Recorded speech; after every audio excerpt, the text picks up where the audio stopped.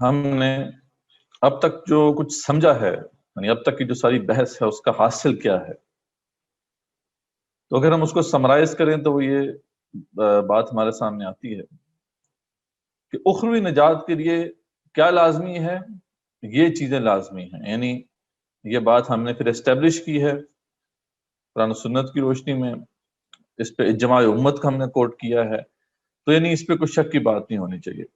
سب سے پہلا تقاضا کیا ہے؟ خود اللہ کی مکمل بندگی اختیار کرنے کی کوشش کرنا، ٹھیک ہے جی، یعنی مکمل بندگی اختیار ہم نے کرنی ہے اللہ تعالیٰ کی، ٹھیک ہے جی۔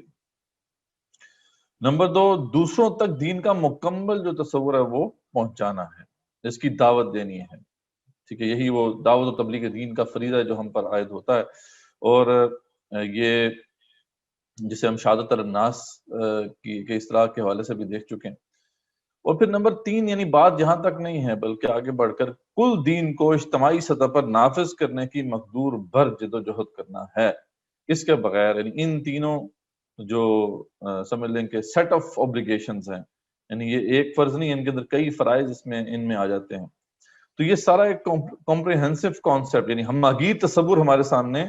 آ جاتا ہے اس لحاظ سے کہ یہ تمام چیزیں ہمیں کرنا ہوں گی، تبھی آخری اخروی جو ہے نجات جو ہے وہ ممکن ہے، ورنہ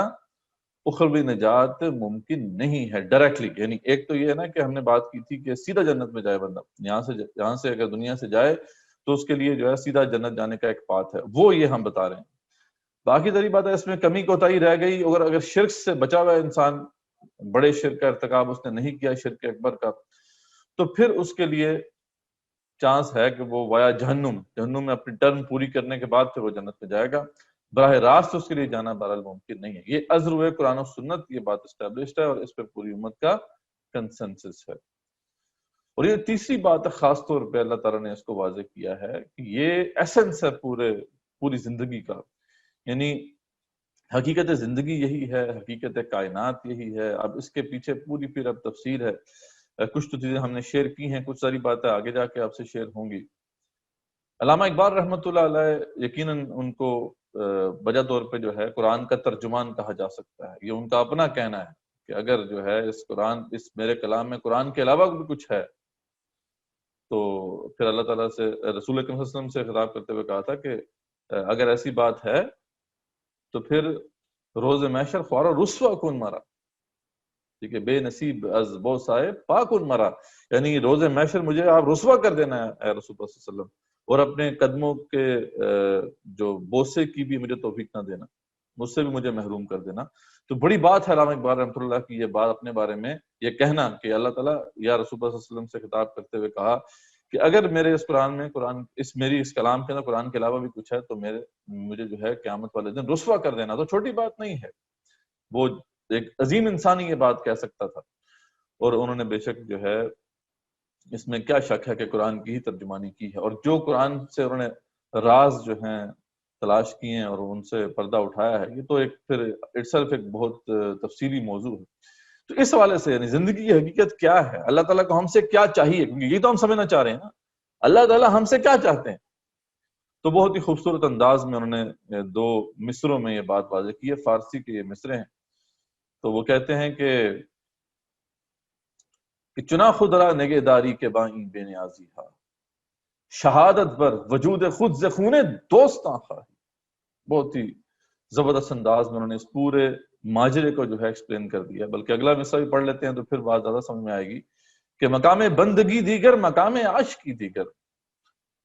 ز نوری سجدہ می خواہی ز خاکی بیش ازاں خواہی۔ اچھا یہ مصرع بعد میں ہے لیکن چلے پہلے اس کو ایکسپلین کر دیتے ہیں تو پہلا والا مصرع سمجھ میں آ جائے گا۔ اقبال کہتے ہیں کہ مقام بندگی اور ہے، مقام عاشقی اور ہے، ٹھیک ہے جی، بندگی کا مقام اور ہے اور عاشقی کا مقام اور ہے۔ ز نوری سجدہ می خواہی، یہ جو نور والا ہے یعنی فرشتہ ہے، اس سے تو اللہ تعالیٰ کو سجدہ ہی چاہیے، یعنی یہ اللہ اللہ کرے، اللہ کی بندگی کرے، اللہ کی تسبیح بیان کرے، ایک فرشتے سے تو یہی چاہیے، لیکن ز خاکی، اس خاکی سے، اس انسان سے تو کچھ اور چاہیے تھا نا، اگر تو بندگی ہی کرانی تھی، اگر بندگی کا وہ تصور یعنی وہ جو عام رائج ہے، بندگی کا تصور عام جو تصور ہے جو ہمارے سامنے وہ تو یہ ہے نا نماز روزہ کرو، اللہ کی تسبیح کرو، اللہ کی عبادت کرو، اگر تو وہ والی بندگی چاہیے تھی وہ تو فرشتے بہت تھے کرنے کے لیے، اس سے تو کچھ اور چاہیے تھا نا، اس لیے تو اسے تخلیق کیا گیا۔ آگے پھر وہ کہتے ہیں چنا خدرا نگہداری کے بانی بے نیازی، کہ اللہ تعالیٰ اس بات کو تو سمجھنا شاید ہمارے لیے ممکن نہیں ہے کہ آپ کو ہم سے اپنے لیے کچھ چاہیے۔ یعنی اقبال کہتے ہیں کہ ویسے تو اللہ تعالیٰ آپ بے نیاز ہیں، آپ کو تو کسی سے بھی کچھ نہیں چاہیے، لیکن اس کے باوجود آپ کو ہم سے کچھ چاہیے، یہ بات تو ٹھیک ہے، بڑی عجیب ہے، ہم نہیں ہم سمجھنا ہمارے لیے اتنا آسان نہیں ہے۔ لیکن یہ بات مجھے کنفرم ہوگی ہے قرآن سے کہ آپ کو مجھ سے چاہیے کیا، اور وہ کیا ہے؟ شہادت بر وجود خود ز خون دوستاں خواہی، آپ اپنے وجود پر اپنے دوست کے خون سے شہادت چاہتے ہیں۔ سبحان، یہ ہے جی پورا ایسنس پورے دین کا، یہ اللہ چاہتے ہیں ہم سے، اپنے وجود پر اپنے دوست یعنی جو بھی ان سے محبت کرنے والے انسان ہیں ان کے خون سے شہادت گواہی چاہتے ہیں۔ اس کو یوں سمجھے کہ جیسے اگر آپ کہیں دیکھیں کہ پروانے جو ہیں جلے پڑے ہیں تو آپ کو شمع کا پتہ چل جائے گا کہ کوئی نہ کوئی شمع کہیں ہے، بے شک آپ کے سامنے نہ ہو، آپ یہ جان لیں گے، ایسس کر لیں گے کہ کہیں نہ کہیں کوئی شمع ضرور ہے کہ جس کے اوپر جو ہے یہ پروانے مر مٹے۔ تو بالکل ایسا ہی جب یہاں پہ اللہ کے دین کے لیے لوگ جان دیتے ہیں تو ان کی شہادت سے یہ بات افشاں ہو جاتی ہے کہ کوئی تو ایسی ہستی ہے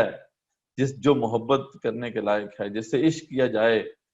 کیونکہ یہ عاشق دیکھیں کیسے اللہ کے لیے جو ہے کٹ مرے ہیں۔ تو جب یہ لوگ شہید ہوتے ہیں تو اس سے اللہ تعالیٰ کے وجود پر ایک گواہی ہمارے سامنے آتی ہے۔ سبحان اللہ، یعنی بہت ہی گہرا یہ مقام ہے اقبال کی شاعری میں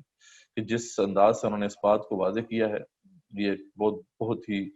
خوبصورت ایک حقیقت ہے جو کہ انہوں نے ہمارے سامنے رکھ دی ہے۔ اللہ تعالیٰ نے سورہ احزاب میں بھی اس کو کھولا، لَقَدْ كَانَ لَكُمْ فِي رَسُولِ اللَّهِ أُسْوَةٌ حَسَنَةٌ، یقیناً جو ہے تمہارے لیے رسول صلی اللہ علیہ وسلم کی زندگی میں بہترین نمونہ ہے، لمن کان یرجو اللہ والیوم الآخر، جو بھی جو ہے اللہ تعالیٰ سے ملاقات کی امید رکھتا ہے اور آخرت کو مانتا ہے، وذکر اللہ کثیرا، کثرت سے اللہ کو یاد کرتا ہے، تو اس کے لیے بہترین نمونہ رسول اکرم صلی اللہ علیہ وسلم کی زندگی میں ہی ہے۔ اور پھر ساتھ ہی فرمایا یعنی رسول صلی اللہ علیہ وسلم کی زندگی اور پھر ان کے ساتھ جو متبعین تھے، جو ان کو فالو کرنے والے تھے، صحابہ کرام رضی اللہ عنہم اجمعین، ان کے بارے میں وہ جو ایک بہت ہی خوبصورت منظر اللہ تعالیٰ نے ہمارے سامنے رکھا ہے کہ سامنے جب فوجیں آ چکی تھیں، کلیجے منہ کو آ چکے تھے، اللہ تعالیٰ نے جو منظر کشی کی ہے اس کی بڑی ہلا دینے والا ایک منظر ہے کہ جب اللہ فرماتے ہیں ہنالک ابتلی المؤمنین وزلزلوا زلزالا شدیدا، جب غزوہ احزاب ہوا تو اب وہ بتایا کہ 10,000 کا لشکر مدینے کے اوپر حملہ آور ہوا تھا، پیچھے جو بنی قریظہ تھے انہوں نے بھی غداری کر دی تھی، اوپر سے نیچے سے خطرات تھے، تو کلیجے منہ کو آ گئے تھے اور آنکھیں پتھرا گئی تھیں۔ جلف فرماتے ہیں ہم نے اس دن اہل ایمان کو آزما لیا اور ان کو ایسے ہلایا جیسے ہلا دیا جاتا ہے۔ تو اس پہ منافقین کا بھی طرز عمل سامنے آ گیا، انہوں نے کہا کہ جو بھی ہم سے وعدے کیے گئے تھے وہ سب جھوٹے تھے۔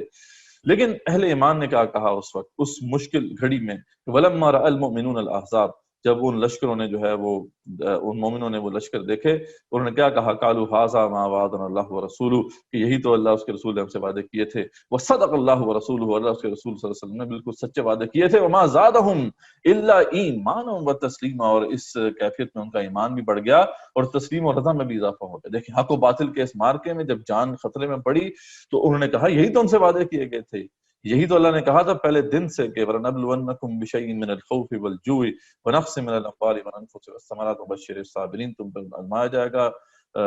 بھوک سے، خوف سے، جانوں کی کمی سے، مالوں کی کمی سے، رزق کی کمی سے، اور بشارت ہونے کے لیے ہوگی اور ڈٹ جانے والے ہوں گے۔ پہلے دن سے اللہ تعالیٰ نے ان کی یہی ذہن سازی کی تھی اور یہی بات ان کو سمجھ میں آئی تھی، تو اس وقت انہوں نے وہ وعدے یاد کیے کہ یہی تو ہم سے وعدے کیے تھے، اور سبحان اللہ اس پہ ان کا اس کیفیت میں ان کا ایمان بھی بڑھ گیا۔ تو حق و باطل کا مارکا قیامت تا قیامت جاری رہے گا، ستیزہ کار رہا ہے ازل سے تا امروز، چراغ مصطفی سے شرار ابو لہب، مصطفیٰ کا چراغ جو ہے ابو لہب کے شرارے سے ٹکراتا رہے گا، اور اسی حق و باطل کے مارکے میں جو حق کا ساتھ دے گا وہ مومن ہے، وہ کامیاب ہوگا، جو باطل کا ساتھ دے گا وہ کافر ہے، اور جو بیچ میں رہا اس کے بارے میں قرآن کہتا ہے کہ وہ منافق ہے۔ تو یہ بات ہمارے سامنے اب کلیئر ہو جانی چاہیے۔ تو یہی کانسیپٹ نمبر 1 ہے۔ امید ہے کہ یہ بات اب سامنے واضح ہو گئی ہے آپ کے۔